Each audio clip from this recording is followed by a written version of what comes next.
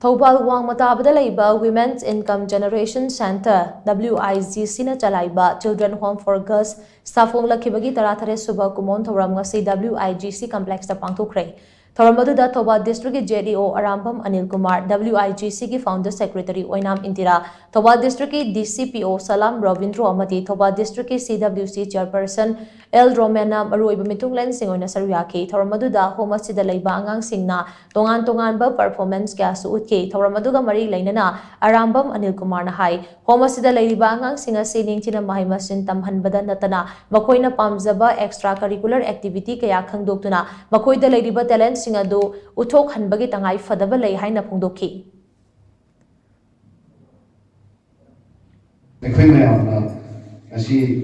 Lakdana khotna tawibase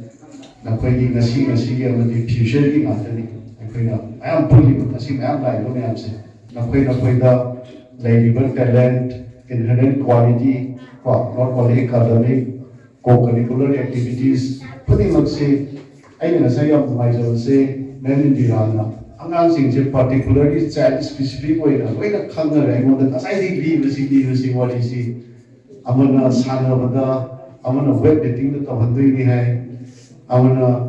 football da tahandoi ni hai adi khara amana